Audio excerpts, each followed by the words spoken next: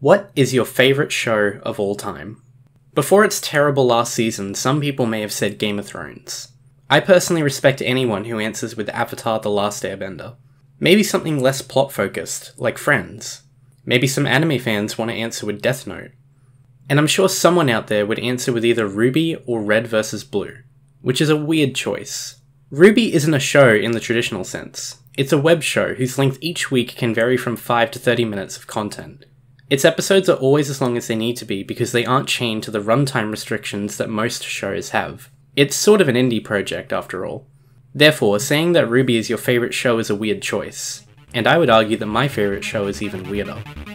On January 7th, 2008, 12 years ago, a video named Pilot would be uploaded to one of the biggest YouTube channels, Machinima. This would be the first episode in a long-running series known as Arby N The Chief, which is, in my opinion, the best show you've never heard of. And in this video, I want to try and explain what I think is so special about the show, and explain to you all why you should watch Arby N The Chief.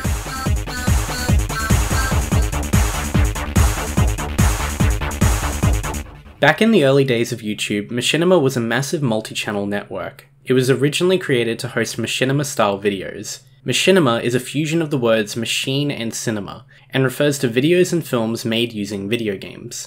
One of the most popular examples of a Machinima is the Red vs. Blue series. During this early era of YouTube, there were dozens of Machinima makers, and people loved to argue over which one was the best. Darkspire, Spriggs, etc. Fast forward 12 years later, however, and only one other Machinima series is still going today besides from Red vs. Blue, Arby N The Chief. You're so fucking dead. Bring it. 3 hits. Game over. Just telling you now. Me hitting you hitting the floor and me spanking your mom. Waffle. Ow. Arby N The Chief is a show about two main characters, Arbiter and Chief, both of which are sentient toys who can move around and talk, almost like a more adult version of Toy Story. They live their entire lives trapped inside of their owner's apartment, where their only access to the outside world is through playing online Halo. This is largely what separates Arby N The Chief from other Machinimas, the fact that it mixes in live-action puppeteering and the idea that the show is self-aware. Where are you? Let's do this thing, we're already late. Hold on, Walt.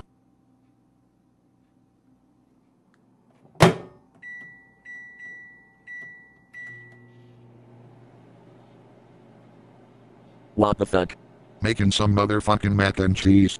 When you watch something like Red vs. Blue, you are watching people. You see Halo avatars, but you need to suspend your disbelief to accept that you're watching living, breathing people. In an instance like this, the show is restricted by the medium, which is why Red vs. Blue eventually switched over to Halo-inspired CG animation. Catch! Something like Arby N The Chief, however, plays to the strengths of its own medium. When you see gameplay footage, it is what it is, two people playing video games. It is surprisingly grounded and tackles a lot of its subject matter with a surprising amount of maturity. KK, I just sent you a friend request. Accept. Do it now, please. Pretty please with whipped cream on top. Most of the time. Arby N The Chief is primarily a dark comedy that uses 3 techniques to make itself engaging: sarcasm, commentary, and growth. That last one is a bit complicated, so let's leave it for last.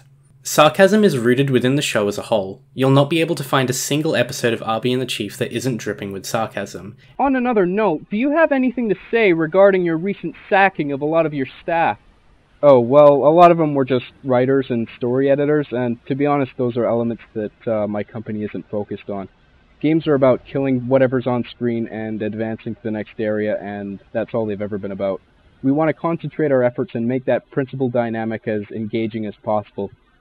Besides, I like to think of it as doing these guys a favor, really. Writing's too easy, and I'm forcing them to seek a more challenging form of work. And nowhere is this more noticeable than with its main duo, Arby N The Chief. Chief embodies everything wrong with online gaming culture. He is a sexist, homophobic, moronic fanboy. I'ma fly straight to your house, hung you upside down, and double slash your fucking throat, then drown your family in your bloods before I gargle and drink it. You think I'm buffering, bitch? There are so many negative aspects about Chief's character, but one thing that you can say about him in confidence is that he is always happy.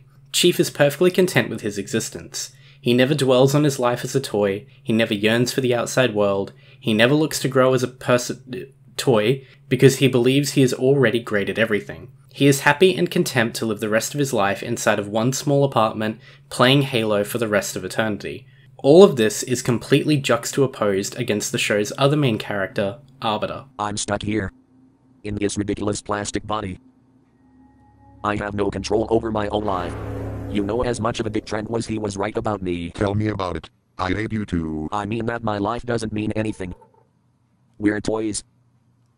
We're an accident.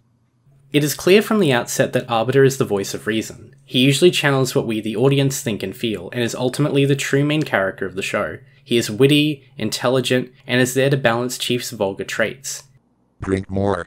Losing limbs tends to somewhat dampen one's mood. All that's left to came off of me is my glorious dong and my fucking head. Oh, that's long gone. You don't see me mopping around like a little bitch. That's true, I don't even see a mop anywhere either. Though this floor could sure use a good going over. He ties back into the show's sarcasm, because while sometimes the existence of Chief and people similar to him are sarcasm enough, it makes it better to have Arbiter there to pick Chief apart. I said earlier that Chief is ultimately happy, and this too juxtaposed itself alongside Arbiter, who is constantly living in an existential nightmare. He ponders what awaits him beyond the walls of the apartment that he is trapped in for all eternity. He dwells on what awaits him beyond life.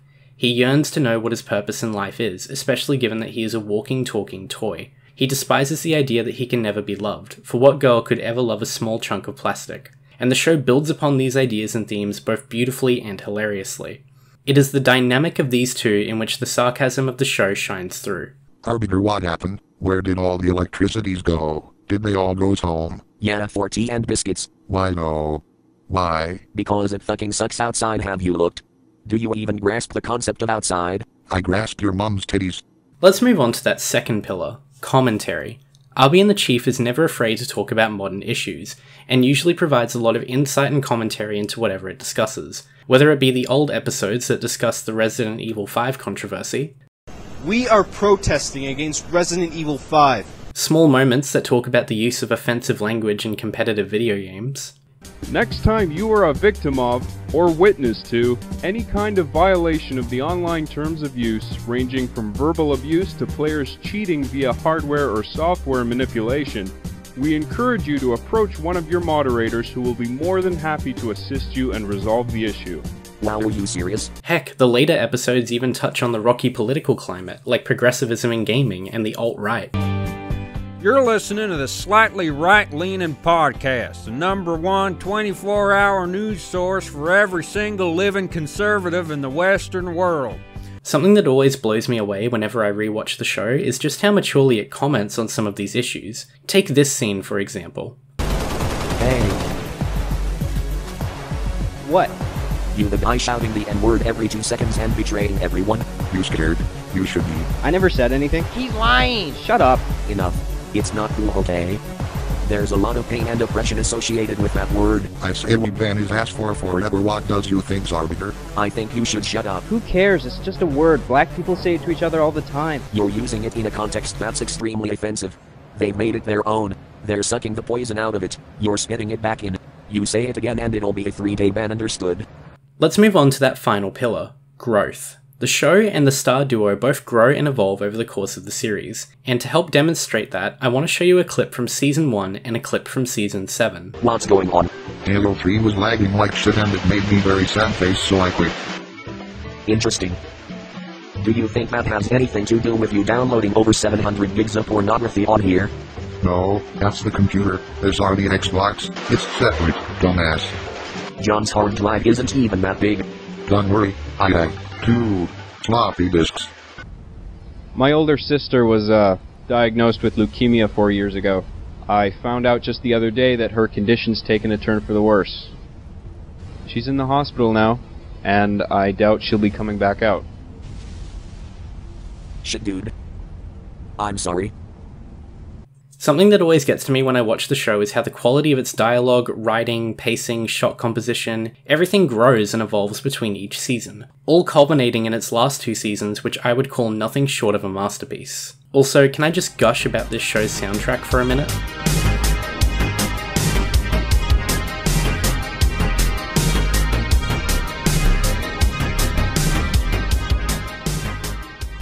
On January 22nd, 2011, the first episode of Arby N The Chief Season 5 would air on the Machinima network, and it was here that the series slowly began to decay in views. Machinima as a channel had changed going into the 2010s. Gone was the abundance of machinimatography-style videos. The channel was now much more focused on gaming news and culture. Arby N The Chief, which had once dominated the platform by being the leading machinima in terms of views and success, was now an afterthought. The channel's name never changed, but it did eventually lose its meaning. Before long, Arby N The Chief was the only proper machinima series still airing on the declining YouTube channel. The views went from the millions to the high 100,000s, the high 100,000s to the low, and then to the tens of thousands, which is eventually how the series finished off in late 2013 with its Season 7 finale. And that is a fucking tragedy. Season 5 is, in my opinion, which is the objectively correct opinion, is where the show got good. Leading up to this, Arby N The Chief was mostly an episodic show. It was rare for plot lines to stretch past a single episode. Each new episode was a nicely contained and self-isolated story.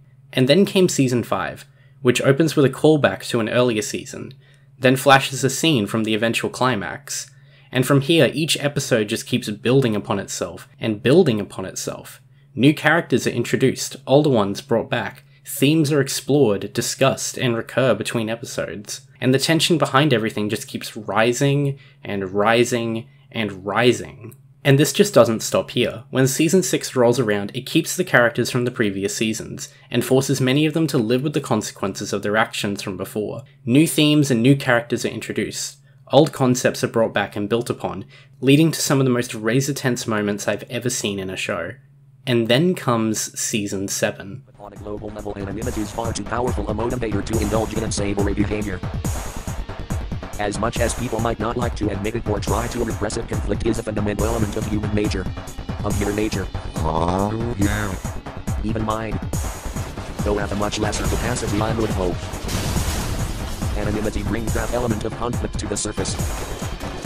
It erupts, turns good people horrible and horrible people into something unspeakable. Your mom, after I'm through with her anyways, lol.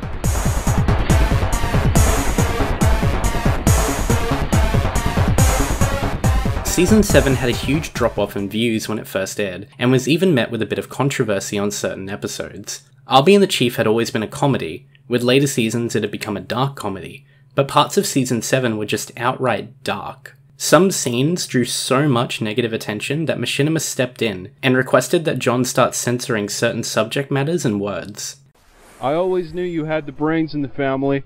Your parents and your friends just wouldn't listen. Thanks. No need to thank me now. You have fun on Gears of Duty for a while. Enjoy yourself. I have faith that you'll thank me plenty later tonight. Hey, Uncle Joe! Season 4, 5, and 6 built everything up to Season 7, which did a masterful job of tearing everything down. I think the most fitting word I could use to describe it would be deconstructive. Season 7 deconstructed its characters, its themes, its messages, its tone, and even itself as a whole. It also introduced hands down one of my favourite characters in any medium, Eugene Black, who is such an imposing yet empathetic villain. He completely steals the show's spotlight in every scene he is in, and in this one season I'd argue becomes a main character all to his own alongside Arby N The Chief.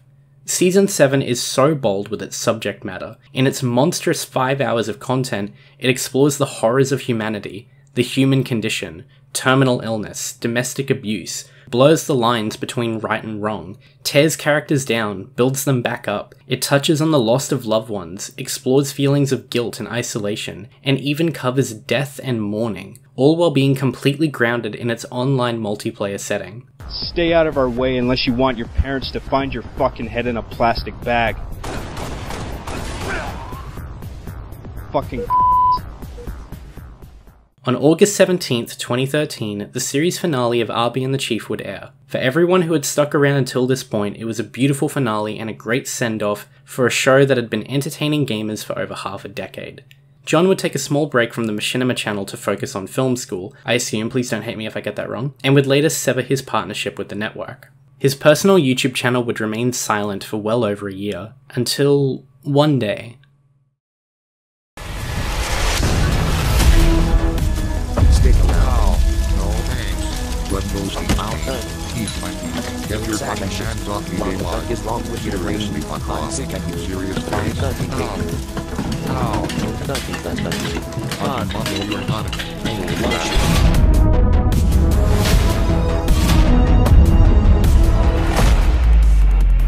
Aren't you happy face to see me glow? It's me, Master Chief. Arby and the Chief, Season 8. A 5-act, 33-episode roundhouse story. The ultimate final season. Surprisingly, this last season is still going on to this day, with only 14 of its 33 episodes currently released. It's still early to tell for sure, but so far I can say that what I have seen of Season 8 has been nothing short of incredible. So why should you watch Arby and the Chief? If I had to sum it up in one sentence, it does what other well-written stories so often do: explore the nature of the human condition. Like a twisted version of Toy Story, it uses two polar opposite characters to explore a variety of themes and ideas. It's funny, it's dark, it's emotional, it has character, it can be menacing, and sometimes heart-wrenching. I think one thing that makes Arby and the Chief so special though is just how unique it is. Among shows as a whole, it exists in its own niche that is YouTube shows. In YouTube, it exists in a niche that is machinima-style videos. Within machinima, it exists in a niche that includes self-awareness and puppeteering. There literally isn't a show like Arby and the Chief. And I'm kinda fine with that. Because with a show that is this good, and this well written, and with the series producer continuing to evolve and grow the way that John has, there will never need to be another show, because Arby and the Chief is just that damn good. I hope this video convinces at least one person to give this show a chance, but if you try to track it down, you'll quickly find all of the original uploads gone, as the Machinima channel is no more. All of their videos have been set to private. Thankfully, John CJG has a well-organised playlist of every season on his channel, as long as you don't mind the blurred watermark. Now that you have found out where to watch it, I want to frame one last question, which is, how should you watch it? I love going back to the earlier seasons, but it may just be because I'm nostalgic. The first 3 seasons, while great in my eyes, are admittedly not very well made. Bad video quality, voice acting, audio, and some scenes that are really, really cringy. Did you get all that, Agent Smirnoff?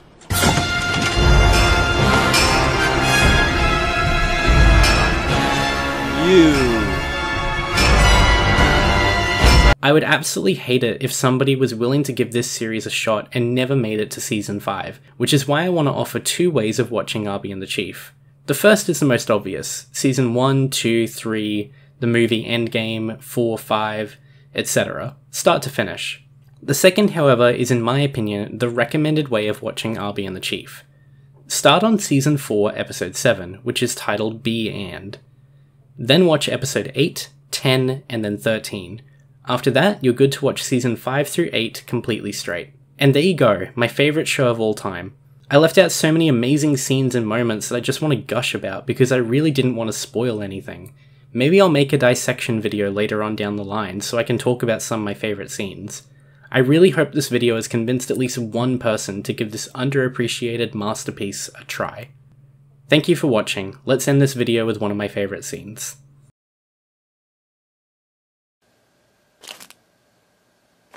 So Arbiter, you're a cuck. Tell us about that. I'm not a cuck.